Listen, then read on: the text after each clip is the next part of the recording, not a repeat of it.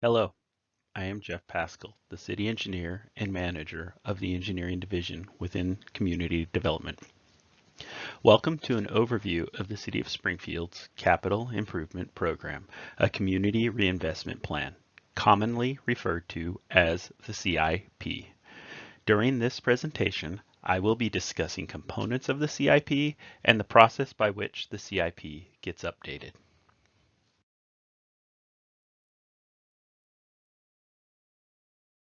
What is the Capital Improvement Program?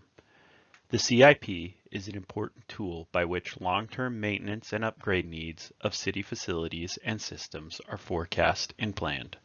Much like a house or a car, routine maintenance is required of city assets to maintain functionality and extend the useful life of the city's infrastructure. The CIP also identifies expansion projects that are needed to support growth of the community. This is to relieve stress and impacts on existing facilities and make sure that all needs are met. It is important to routinely review and update the CIP as conditions change, such as community and council goals, regulatory requirements, and economic conditions. As there is limited funding to support capital activity, the CIP is the tool the city uses to identify, prioritize, and match the projects with the available funding. When a project is proposed, one of the first steps is to evaluate whether it aligns with one of the criteria shown.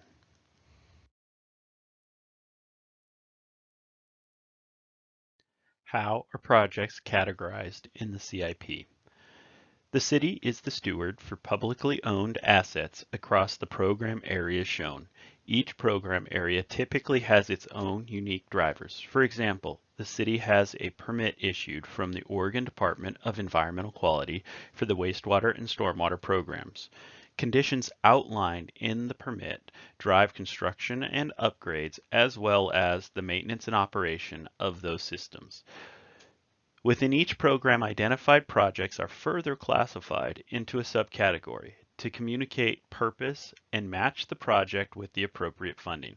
For example, a preservation project may qualify for funding source that an expansion project would not. Also, as funding is limited, the Council's emphasis in the past has been to prioritize upkeep of the city's existing assets over the construction of new assets through expansion.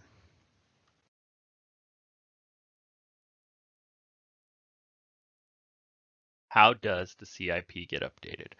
The CIP is updated on a biennial schedule or every 2 years. For prior CIP updates, the process began in the fall and typically concluded with final adoption in April. This schedule did not align well with the city's budget preparation calendar, which starts in January. This typically meant that the draft capital budget was prepared before the public process of the CIP was completed. A new schedule, as shown here, was proposed and approved by the City Council. This new schedule begins with project identification in the summer and the ultimate goal of Council adoption in December. Public requests for projects may be submitted at any time during the year, and all submittals received prior to September of an update year will be evaluated for inclusion in the updated CIP. There is also opportunity for public comment prior to the adoption as the Council holds a public hearing prior to voting on adoption.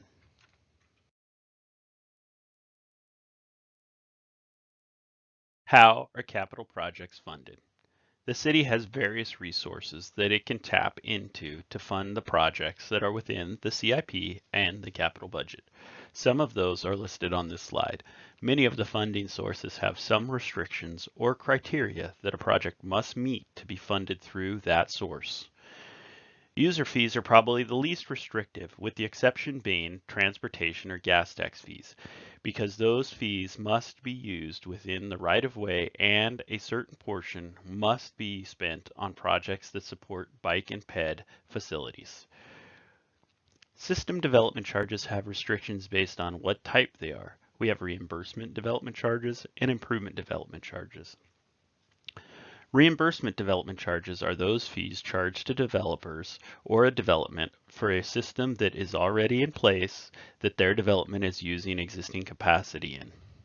As an example, a subdivision is connecting to an existing sanitary trunk line and using a portion of the existing capacity that has previously been constructed. Improvement systems development charges are for future improvements attributed to growth. As an example, a proposed subdivision or grocery store will create stress within the transportation network by adding new daily trips.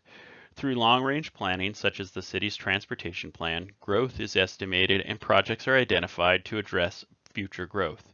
These project lists are adopted by the council and the basis for the system development charges. Improvement fees can only be used towards a portion of the project that is related to growth, and the project must be identified on the list.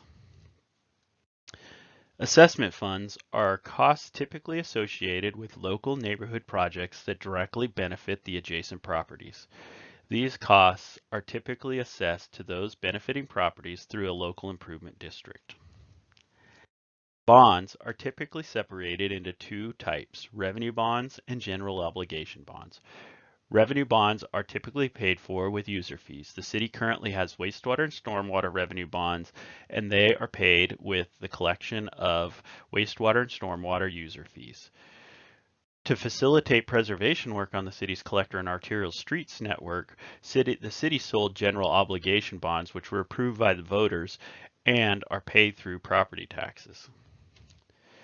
State and federal grants are usually project specific, and projects typically must meet certain criteria to qualify. Most of the grants the city receives support capital investment in the transportation system.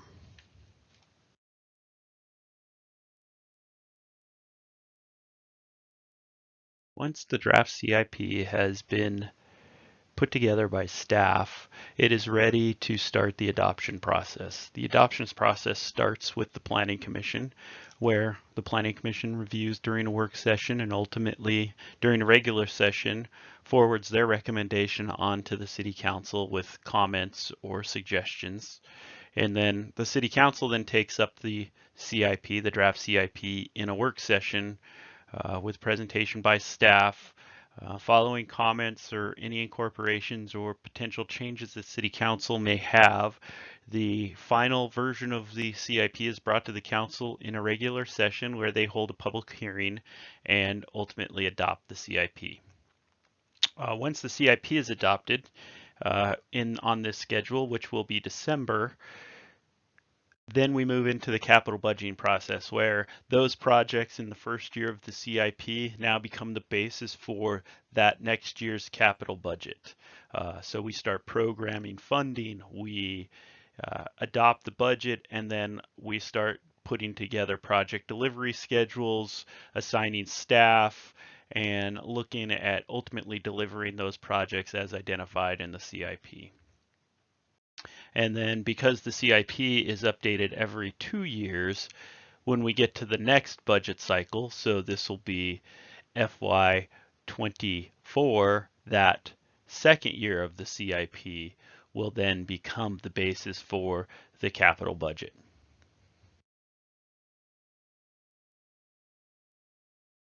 Thank you for listening. That was a brief overview of the City of Springfield's Capital Improvement Program, the process by which projects are identified, how they get into the CIP, funding overview, and then ultimately getting them into the capital budget and then delivery. If you have any questions, feel free to contact me either by phone or email.